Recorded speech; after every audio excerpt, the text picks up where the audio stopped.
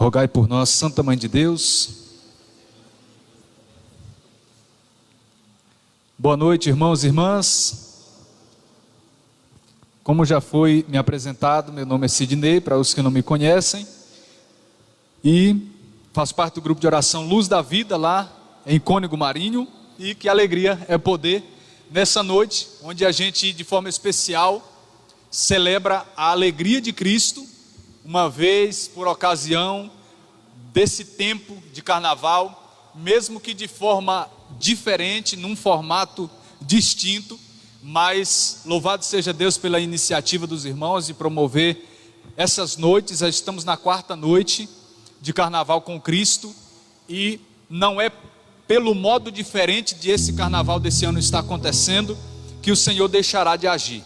O que não pode estar insensível é o nosso coração, porque se Ele encontra espaço em nós, Ele vai agir.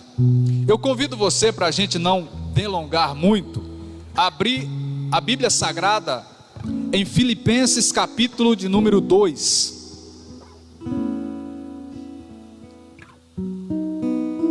Filipenses capítulo 2, versículo 8 ao 11.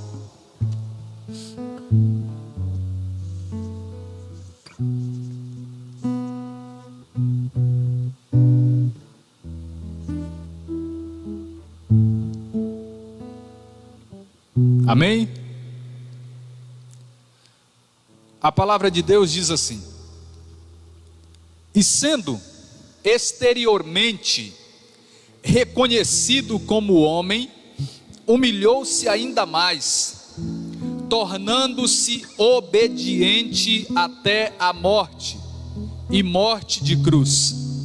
Por isso Deus o exaltou soberanamente e lhe ortogou o nome que está acima de todos os nomes, para que ao nome de Jesus se dobre todo o joelho, no céu, na terra e nos infernos, e toda língua confesse para a glória de Deus Pai, que Jesus Cristo é o Senhor. Essas são para nós palavras do Senhor. Graças a Deus. Essa palavra, irmãos, tem como querigma o senhorio de Jesus Cristo, e nós entendemos e precisamos ter consciência de que toda a Bíblia Sagrada é inspirada e é palavra de Deus, mas alguns textos têm uma profundidade especial, e uma delas, e um desses textos é exatamente esse, de Filipenses 2, principalmente ao começar do versículo 5, nós começamos a partir do versículo 8, onde ele fala de como o Senhor Jesus Cristo procedeu sob a vontade de Deus Pai, e por fim, ao cumprir a sua missão, ele foi aquele que recebeu o nome que está acima de todo nome. Jesus é o Senhor. E o texto termina nessa perícope, nesse recorte, dizendo que toda língua confesse para a glória de Deus Pai.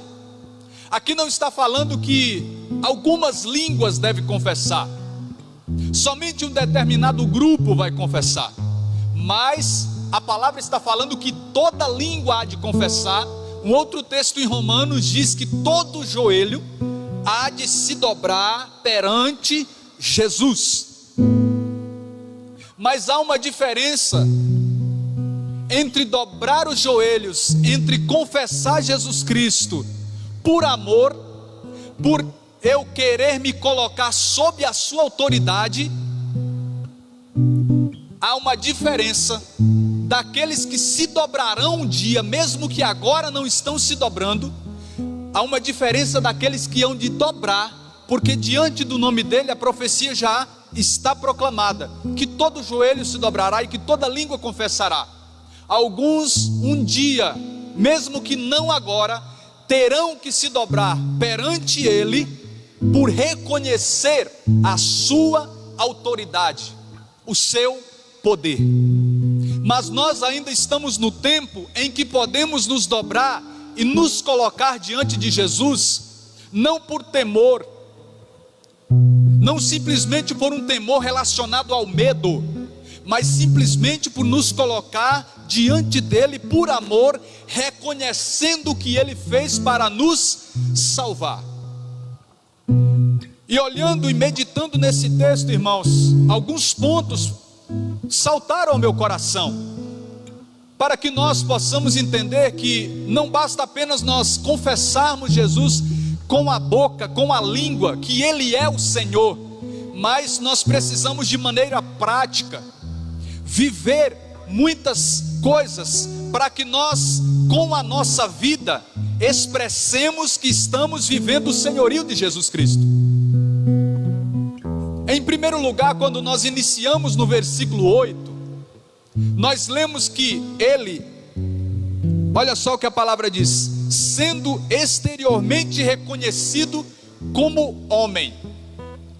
Nós sabemos que Jesus Cristo era Deus, que Jesus Cristo é Deus, mas ele esvaziou-se de sua igualdade com Deus, assim como o texto anterior começa a dizer, e ele se fez homem, e na sua humanidade ele refletiu Deus, como diz aquela canção de Nelsinho Corrêa, rosto humano de Deus. Jesus, ele refletia Deus Pai. João 10,30 ele falou assim: eu e o Pai, nós somos um. Nós nos confundimos. E qual é a lição que nós podemos trazer para a nossa vida ao olharmos para esse testemunho de Cristo? Que mesmo sendo Deus, ele se fez homem sem deixar de ser Deus, e ao mesmo tempo refletiu Deus Pai. É que nós também somos seres humanos, mas nós temos a missão de refletir Deus, de refletir o sagrado. Não podemos negar que nós temos uma natureza inclinada ao mal, herdada pelo pecado original dos nossos primeiros pais. Mas após Cristo vir e ele ter nos dado a graça de clamar ao Pai, o Espírito Santo vir sobre nós, nós temos uma outra natureza, que é a natureza que se sobrepõe à carnal, que é a do Espírito Santo. Então nós agora podemos, mesmo em meio às fraquezas, deixar que a nossa natureza divina prevaleça. Nós podemos deixar que a essência para a qual nós fomos criados possa ser aquela que vai ser evidente.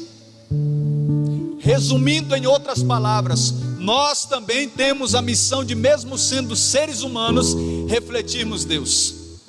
Como disse o apóstolo Paulo em 2 Coríntios 4, que nós somos como tesouros, que nós somos como vasos de barro, aliás, que trazem dentro de si um valioso tesouro. O vaso é frágil, sim ou não? Nós como seres humanos somos frágeis ou não? Mas isso não impede de Deus ter colocado dentro de nós um inestimável tesouro. E tendo dentro de nós esse tesouro, nós levamos Cristo. Como disse o apóstolo Paulo, Gálatas 2,20: já não sou eu mais que vivo, é Cristo que vive em mim. Então é do agrado de Deus, é plano de Deus que você, que eu sejamos instrumentos de salvação para outros. Olha que grande graça, Deus querer usar do ser humano para salvar o ser humano. Deus não confiou aos anjos a missão de pregar o evangelho, mas Deus confiou a nós a missão de continuar a sua missão. No final do evangelho, Mateus 28, o que ele disse? Ide ao mundo, pregai o evangelho a toda criatura.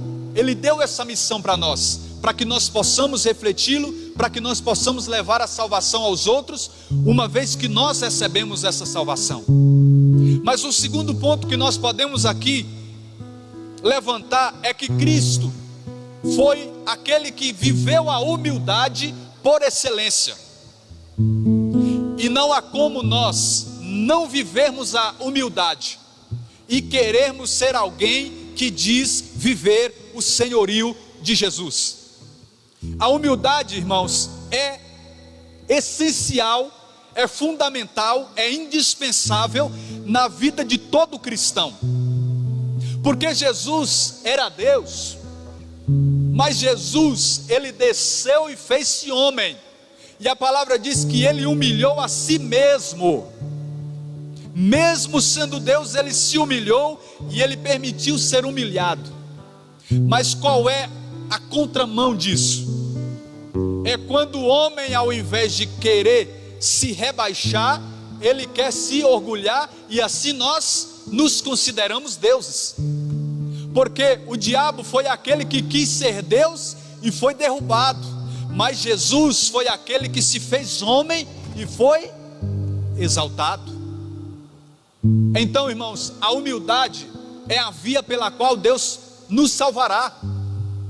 Aquele que é orgulhoso não se reconhece necessitado da graça de Deus. Aquele que é orgulhoso, ele não pode ser tratado por Deus. Ele não assume as suas faltas, não assume os seus pecados, ele não pede perdão e ele também não dá perdão. E esse é o pecado contra o Espírito Santo. É o pecado contra o qual Deus não pode agir, não porque Deus não pode, mas porque o homem não dá liberdade. Quando Jesus estava na terra realizando os seus prodígios, e os malditos dos fariseus chegavam até ele e diziam: as obras que esse homem faz é de origem de Beelzebu. O que eles estavam fazendo? Eles estavam resistindo a Deus, eles estavam atribuindo a obra de Cristo ao diabo, e Jesus não podia fazer nada, porque eles não reconheciam como o Messias, como o Salvador. Mas não basta apenas que nós entendamos que humildade é sermos humilhados pelos outros. Humildade é nós mesmos termos a atitude de nos rebaixar. Quantas vezes você bateu o pé no chão, bateu a mão no peito, bateu a mão na parede, dizendo e afirmando com todas as palavras: está certo, e você não queria abrir mão disso. E muitas vezes a humildade nos levará a fazer o contrário, a quebrar todo o orgulho, toda a muralha de soberba, e se reconhecer pecador, e se reconhecer errado. E é a partir desse momento que Deus vai fazer a obra, porque todo aquele que se humilhar, quando Jesus chama os discípulos, ele diz assim: se alguém quiser me seguir, o primeiro requisito é a renunciar de si mesmo, porque a nossa natureza, irmão e irmã, é inclinada ao orgulho.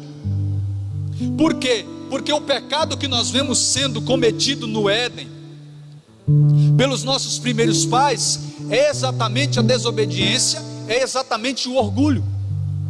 Quando de repente a serpente faz a proposta, o que a serpente diz? Se vocês comerem, vocês serão como deuses.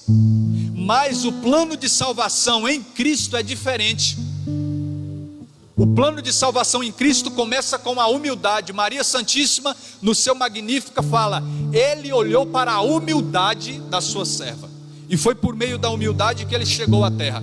Será por meio da humildade que Cristo entrará no meu e no seu coração. Mas há um terceiro ponto que nós, ao lermos esse texto, reconhecemos: a obediência.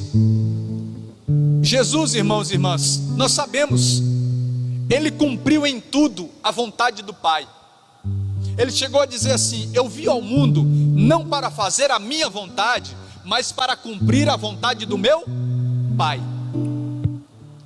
Até o último momento, onde nós lemos no Getsemane, onde ele diz: Pai, se possível, afasta de mim esse cálice, porém, contudo, entretanto, seja feita a tua vontade. Ele está dizendo: eu não quero fazer a minha vontade, eu quero cumprir ao seu querer.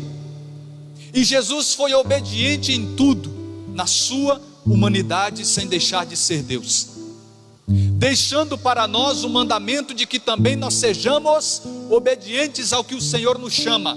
E quando eu falo de obediência, eu não estou falando de ser perfeito, porque nós reconhecemos que somos falhos e que em algum outro momento nós iremos cair, mas significa nós termos um firme propósito de sempre nos levantar e sempre buscar cumprir a vontade do Senhor. Nós não podemos ser esses que apenas confessam Jesus e diz amar Jesus de uma forma exterior, apenas com lábios, apenas com palavras, porque nós precisamos cumprir na prática. Jesus disse em João 14 assim: se me amais, vocês irão guardar os meus mandamentos. Ele estava dizendo: não adianta vocês dizerem que me ama, se vocês fazem tudo o contrário do que vocês professam. Então é necessário vocês terem uma vida coerente, obediência. E para nós irmos caminhando para a conclusão, um quarto ponto, é onde nós lemos assim: ele foi obediente, e obediente até a morte. Jesus não foi obediente, irmãos e irmãs, até o momento em que lhe era conveniente, até o momento em que ele diz: olha, até aqui eu suporto. Mas Jesus foi obediente até o fim. E esse é o chamado de Deus para mim e para você. Que a nossa vida, irmão e irmã, parece redundante, mas que ela possa ser uma vida de entrega a Deus até o último suspiro aqui na terra. Apocalipse 2:10 diz assim: ser fiel até a morte, e eu lhe darei a coroa da vida. O que nós concluímos com esse texto? Que não há como nós herdarmos a coroa da vitória se nós não trilharmos até o fim, se nós não cruzarmos a linha de chegada. E uma das coisas mais preocupantes dentro do ambiente da fé, dentro da igreja, dentro dos nossos grupos de oração, é algo chamado inconstância. De tantas pessoas, infelizmente, de muitos de nós, que nos empolgamos com a fé, com a experiência do batismo no Espírito Santo, que nos empolgamos com os dons de Deus, que ficamos maravilhados ao irmos no encontro, que ficamos cheios de empolgação ao participarmos de noites de carnaval como essas que estamos tendo, mas de nós não termos uma continuidade na fé, de nós não buscarmos participar da Santa Missa, de nós não engajarmos numa pastoral, de nós não entrarmos no movimento, de nós não termos uma vida de oração em casa. Nós reduzimos a nossa fé apenas em momentos isolados. Mas Deus está nos chamando, não é que eu quero colocar um fardo sobre a sua vida, não, pelo contrário, eu quero te dar o meu jugo que é leve, o meu peso que é suave. Eu quero fazer com que você permaneça no meu caminho até o fim, porque somente se nós perseverarmos até o último momento, nós, misericórdia, iremos ser salvos. Mateus capítulo 24 diz assim: aquele que perseverar até o fim será salvo. Demônio, sai do cachorro. Então há um chamado, irmãos e irmãs, para que nós não sejamos inconstantes. Quando nós olhamos para a vida de Jesus, para o ministério de Jesus, nós vemos que ele, no alto da cruz, ele disse assim: está tudo consumado. Ou seja, Pai, eu completei a sua missão. Como assim disse o apóstolo Paulo: eu guardei a fé, eu completei a minha carreira, eu combati o bom combate, eu consegui. Mas e como é que a gente vai conseguir chegar até o último momento? É nos preocupando se no futuro a gente vai desviar da fé? É ficando ansiosos com o dia de amanhã, dizendo: meu Deus, eu não vou aguentar? Não, é vivendo um dia de cada vez, e em cada dia nós nos colocarmos como dependentes de Deus, dizendo: Senhor, se não for a tua graça na minha vida, eu caio mesmo. Se não for o teu Espírito Santo para me segurar, para me sustentar, para me fortalecer, eu desvio mesmo. Eu te abandono, eu volto a blasfemar, eu volto para a lavagem do porco, para o vômito, eu volto à minha vida velha. então você vê que está diretamente ligado à humildade. O orgulhoso não pode permanecer até o fim, porque o orgulhoso bate no seu peito e fala: eu sou santo. Fulano de tal ali nem é santo não, mas eu sou santo. O humilde, pelo contrário, ele faz como aquele publicano no templo. Ele bate no seu peito e ele diz: Senhor, tem piedade de mim, porque eu sou pecador. Não é o outro, não, eu me preocupo comigo. Eu sou pecador, eu não me garanto sem a tua graça. Então é necessário nós entendermos, irmãos e irmãs, que o Senhor nos chama a uma vida permanente na graça. Quão preocupante é nós começarmos bem e terminarmos mal. E infelizmente essa já foi a má sorte de muita gente. Tem um santo que diz assim: começar é de muitos, perseverar é de poucos. Cristo disse em Mateus 22: muitos são os chamados, mas poucos são os escolhidos. Porque poucos são os que chegam até o fim, poucos são os que perseveram até o fim.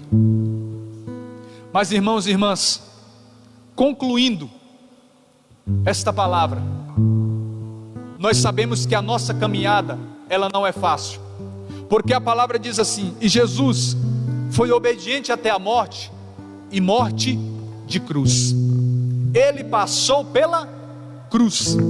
Quando nós estamos nesse contexto de carnaval, de retiros, onde muito se é pregado sobre a alegria, não se pode omitir a verdade que é: a alegria, ela existe, ela é a verdadeira em Cristo, mas ela não isenta cada um de nós de passar pelo sofrimento. Então esse é o mistério da fé, como diz na Santa Missa. O mistério da fé é a gente andar mesmo em meio às dificuldades, mas ainda assim viver na felicidade. E nós não queremos viver na porta larga do mundo. E porta larga nós precisamos entender que é não a liberdade, mas a libertinagem, onde nós fazemos o que queremos, onde nós praticamos o que vem ao nosso bel prazer, e nós vivemos uma vida aparentemente alegre, mas que nos conduzirá à infelicidade eterna. Mas aqui nós temos a graça de vivermos em meio ao sofrimento, dentro da alegria e da felicidade de Deus, e ainda tendo a esperança de que um dia nós viveremos a felicidade eterna. Porque primeiro é preciso passar, irmãos, pelo Calvário, para que nós experimentemos a glorificação. Jesus, ele passou pelo Calvário, no terceiro dia ele ressuscitou, e esse texto diz que ele recebeu o nome que está acima de todo nome. É por isso que nós, a Santa Igreja, prega o Cristo crucificado, a exemplo de apóstolo Paulo, que em 1 Coríntios 1 e 2, ele diz: nós pregamos o Cristo crucificado. Uns acham isso um escândalo, os judeus acham isso um grande escândalo. O apóstolo Paulo diz: os gregos estão buscando sabedoria, mas nós estamos pregando o Cristo crucificado. É preciso passar primeiro pela cruz, para que nós possamos ver o Cristo glorificado. É preciso passar pelo Calvário, para que nós experimentemos a glória. João capítulo 12, verso 26, diz assim: aquele que quiser ser meu servo, deve me seguir. E logo no final do versículo, Jesus diz: e o meu Pai o honrará. O que Jesus estava dizendo? Primeiro, é preciso servir, é preciso estar onde eu estiver, e eu estive no Calvário, eu estive na cruz, mas eu honrarei, eu não deixarei vocês na mão. Então, irmãos e irmãs, que nessa noite nós possamos entender e assumir essa palavra em nossos corações, que Deus está nos chamando a uma vida em senhorio, a uma vida totalmente submissa à sua vontade, pois essa é a vida verdadeira. Eu quero convidar você a ficar de pé nesse momento. Essa canção que será ministrada, ela exatamente fala de Jesus como o centro das nossas vidas. E como eu disse no início da pregação, reconhecer o senhorio de Jesus não é apenas confessar com os lábios, não é apenas dizer que Ele é o nosso Senhor, mas é viver atitudes práticas que mostram que nós estamos deixando ser guiados por Ele.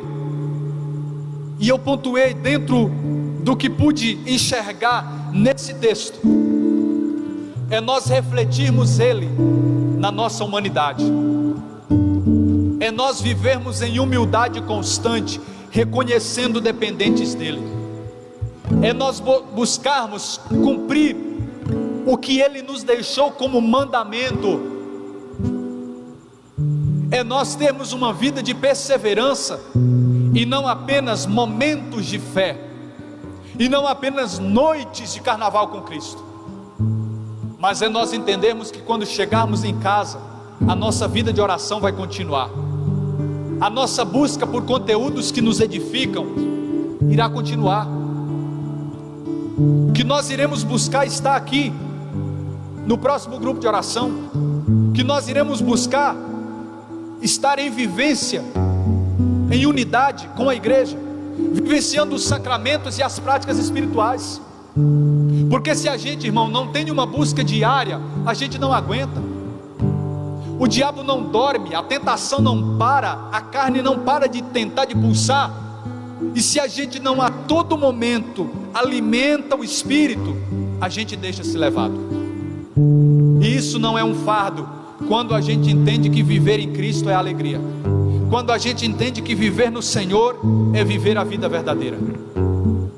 Então nesse momento eu peço que você feche os olhos, e que você analise em primeiro lugar a sua vida, que você faça uma revisão agora rápida, de como está a sua fé, de como está o seu entendimento, a respeito do chamado de Deus para mim e para você. Será se você está buscando viver o senhorio de Jesus? Será se eu e você estamos deixando Jesus ser o Senhor das nossas vidas?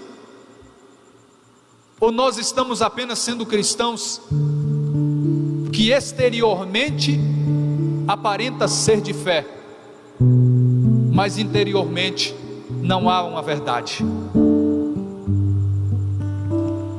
E ao você fazer esta reflexão, esta autoanálise, que você peça ao Espírito Santo que te dê a graça de viver o senhorio de Jesus, pois o apóstolo Paulo, escrevendo aos Coríntios, disse que não há como nós declararmos que Jesus é o Senhor, se não for sob a ação do Espírito Santo.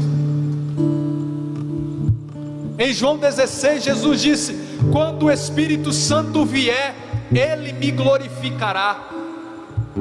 Então o Espírito Santo nas nossas vidas nos dá a graça de nós vivermos debaixo da vontade de Deus, e ao nós clamarmos o Espírito Santo, desejarmos esta vivência, que nós possamos permitir que Jesus seja o centro das nossas vidas, que Jesus seja o primeiro pensamento do dia e o último pensamento do dia, que ao tomar cada decisão na nossa vida, nós possamos pensar: será se Deus se agrada disso? Que ao você fazer cada viagem na sua vida, você possa lembrar do Salmo 120: o Senhor é o que me guarda na partida e na volta. Que você possa ser aquele que em todos os momentos mantém o seu pensamento voltado para Deus, porque a oração não se restringe ao dobrar os joelhos no chão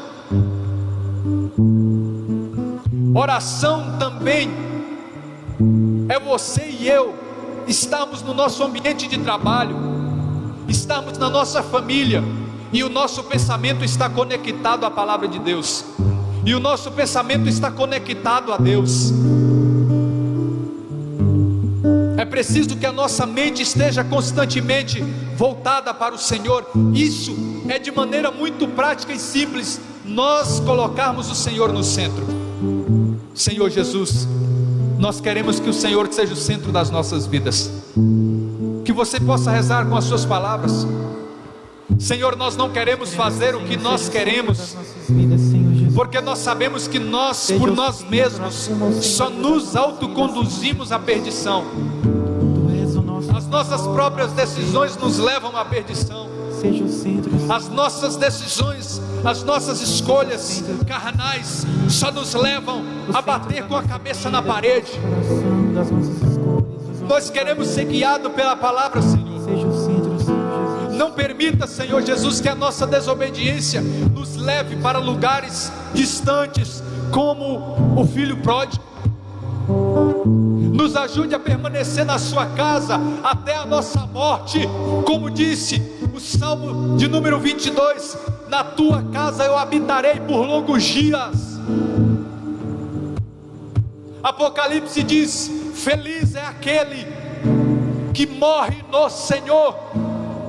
Feliz é aquele que, quando a morte bater a porta, nós estejamos em Deus, nós estejamos em dia. Feliz é aquele que, se Jesus Cristo voltar, encontrar acordado, encontrar em oração. Feliz é aquele que no último dia estiver procurando praticar a palavra de Deus. Que ao ministério cantar essa canção, nós possamos deixar essa verdade interiorizar. Seja o centro, Senhor, das nossas vidas. Quero te louvar, te engrandecer e proclamar tua vitória em mim. Ser todo teu é o meu prazer. Te seguirei aonde fores, Senhor. Tu és o centro da minha vida, és a razão da minha alegria. Não quero tirar os meus olhos de ti, quero que sejas o centro, Senhor. Preste atenção nessa letra. Tu és o centro da minha vida, és a razão da minha alegria. Não quero tirar os meus olhos de ti, quero que sejas o centro, Senhor, da minha vida.